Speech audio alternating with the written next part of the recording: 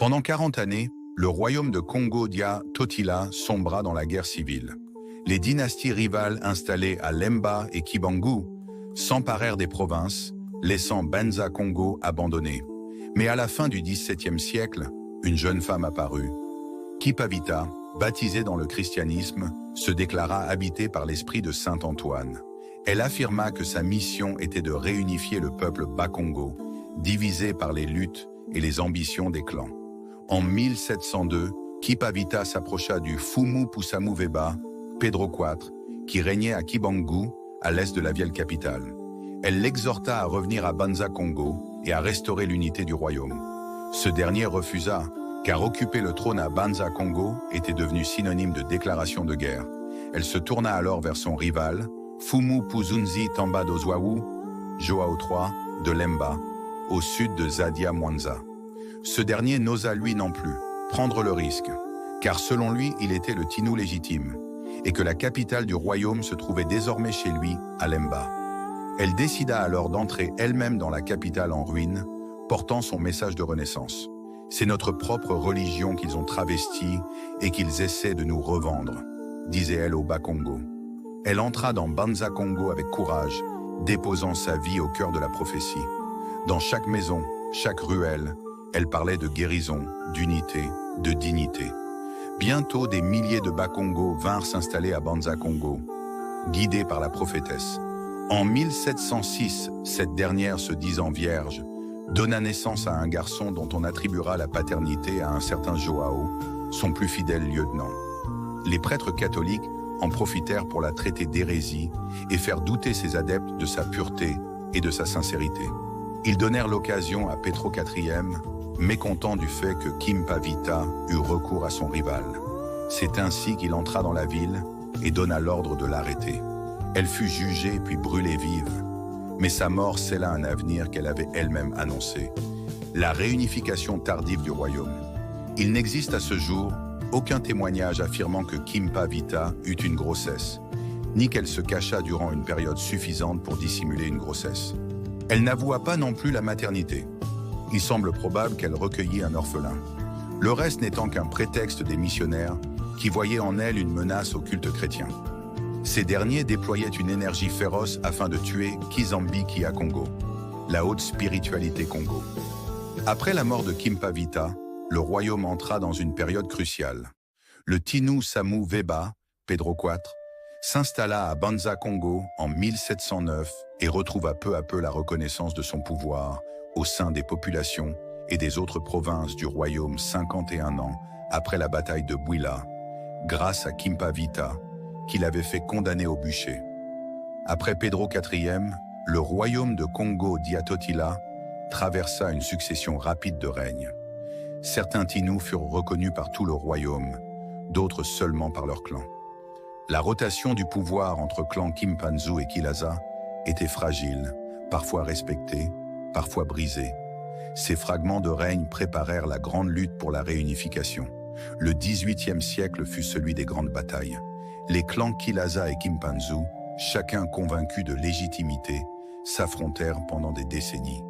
Trahison, coups d'État, exil, batailles à 3000 hommes. Le royaume de Congo Dia Totila n'avait jamais connu une telle intensité, mais au cœur de ces affrontements, un objectif demeurait: reconquérir Banza Congo et restaurer le Totila. Au début du XIXe siècle, après plus d'un siècle de troubles, le royaume s'engagea enfin dans un processus de paix. Tinou Simba Atamba, Garcia V, puis Henrique Ier, mirent en place la rotation des clans au pouvoir. Une fragile paix naquit, permettant au royaume de respirer et d'ouvrir la voie à une véritable réunification. Le commerce se transforma, début de la cire, de l'ivoire, de l'arachide, du caoutchouc, une nouvelle économie, de nouveaux regroupements humains et un nouveau visage du royaume de Congo Dia Totila. Au sommet de sa puissance, le royaume de Congo Dia Totila se composait essentiellement de deux ensembles. Le noyau central du royaume, où l'autorité du pouvoir était directement ressentie. Les marches périphériques, éloignées, où l'influence du pouvoir central s'affaiblissait. Avec l'arrivée des Européens, un troisième pôle d'autorité s'ajouta, créant des tensions entre le centre et les périphéries et accentuant un mouvement de déstabilisation. Quelles étaient ces marches périphériques? La première était Loango, peuple vili actuel. Autrefois où son gouverneur, Fumupu, était un vassal du Congo Dia Totila. Même si le royaume de Loango eut tôt fait de proclamer son autonomie, les Portugais de Sao Tomé encouragèrent encore davantage les peuples voisins à revendiquer leur indépendance. En 1549, Barros de Paiva, gouverneur de cette île, évoque déjà ce détachement. En 1539, Loango ne figurait plus parmi les territoires du royaume de Congo Dia Totila. Au début du XVIIe siècle, il est clair que Loango était devenu totalement indépendant. Kakongo et le territoire de Cabinda suivirent la même voie en 1607.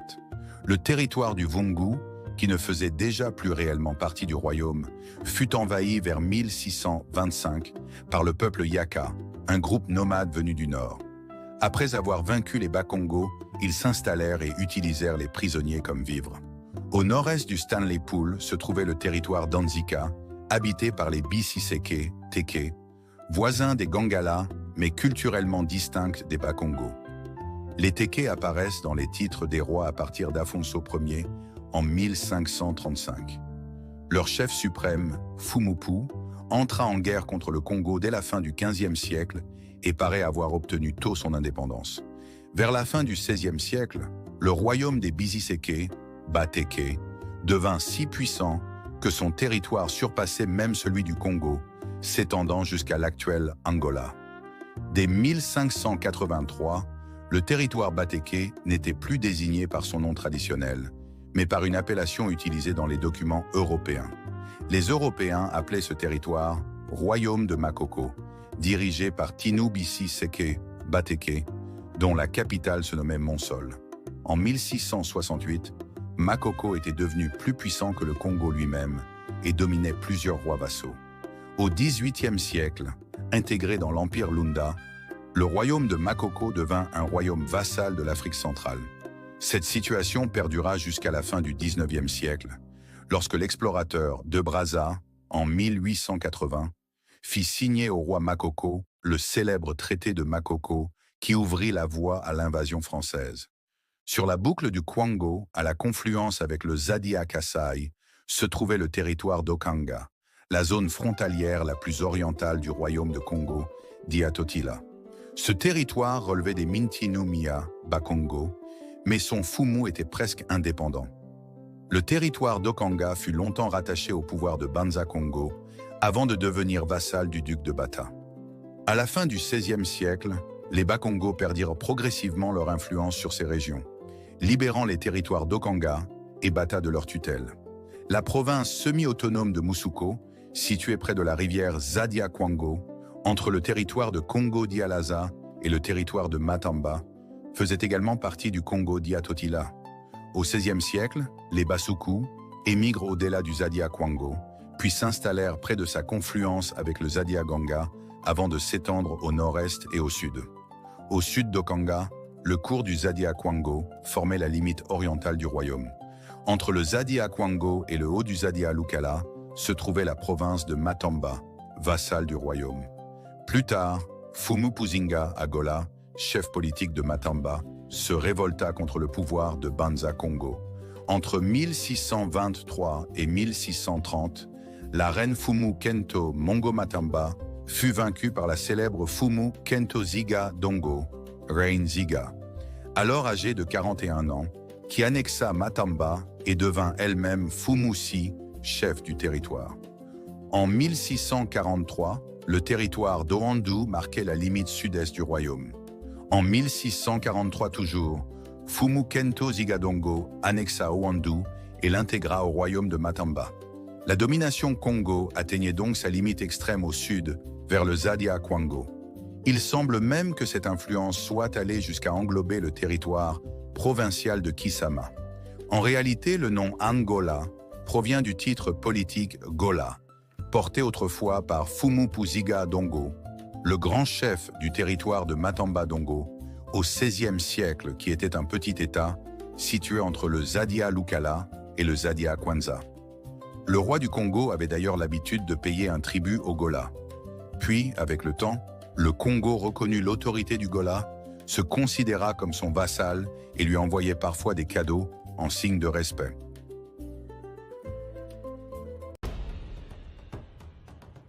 Le 26 août 1641, les troupes hollandaises dirigées par le général Cornelis Hendrik lancèrent une attaque contre le royaume de Congo-Diatotila. Elles arrachèrent plusieurs territoires aux Portugais. Quelques semaines plus tard, le 14 octobre 1641, les Hollandais occupèrent la ville de Banza-Congo.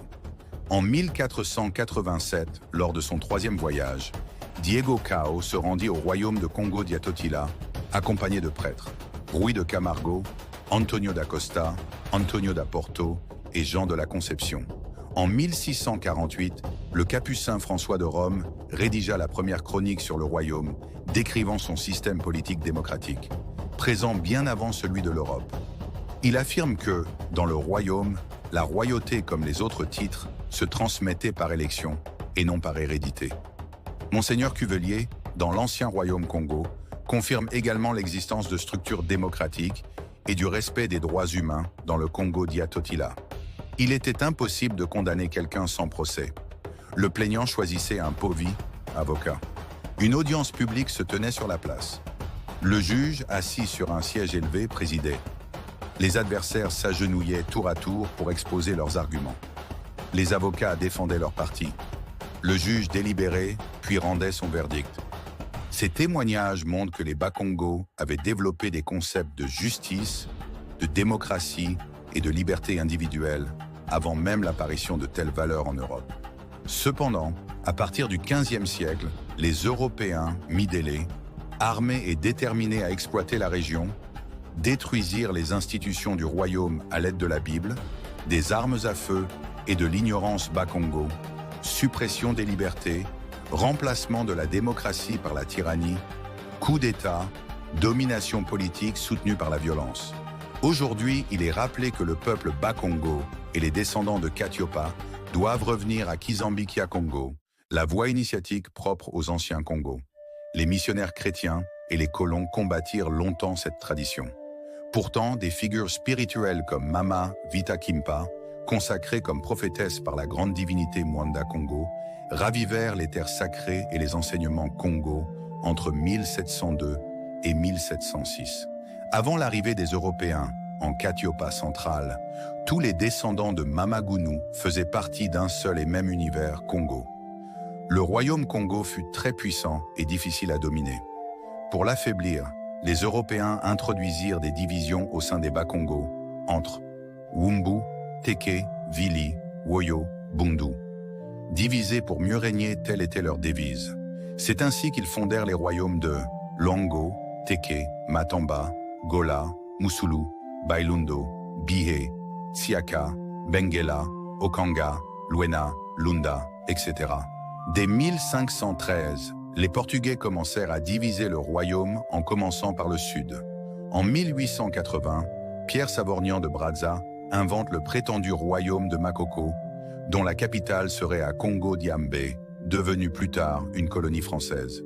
Formé dans le Kizambi-Kia-Congo, Kikimba, Lemba, Kimpasi, Buelo, les initiés du royaume Congo combattaient l'expansion religieuse occidentale.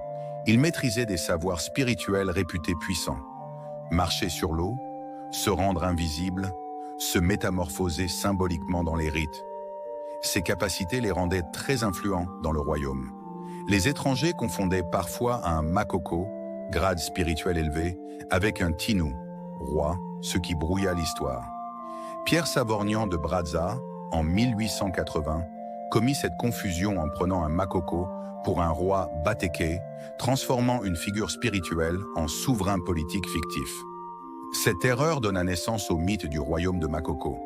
En réalité, Makoko, descendant de l'ancêtre Nimi Vitasaku, l'ancêtre des grands Ganga Bakongo, est un grade de haute spiritualité initiatique porté par un groupe de prêtres Bakongo, initiés de Lemba, non un titre politique.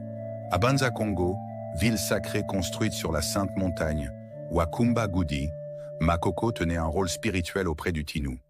Plusieurs districts possédaient leurs Makoko, Lemba, Mayombe, Kilemba, Zawu dans Manyanga, Lemfu, Lemba, Kinshasa, Kimpemba, Kazombo, Malemba, Kwilu, Pointe-Noire, Kakongo, Kabinda. Tous les Makoko ne descendaient pas des Bateke. Certains provenaient de la lignée sacerdotale de Nimivita, Saku Vunda. Makoko de Bé était un Muteke, tandis que celui de Lemba à Kinshasa était un Muwumbu. En 1735, Kabinda fut détaché du Congo d'Iatotila par les Portugais, créant ainsi le royaume de Goyo, ayant à sa tête un roi vassal nommé Pukuta. Ils créèrent aussi dans les régions nord de Congo d'Ialuangu d'autres royaumes vassaux tels que le royaume de Sainte-Catherine, le royaume de Lomba, au Rio de Gabao, l'actuel Gabon.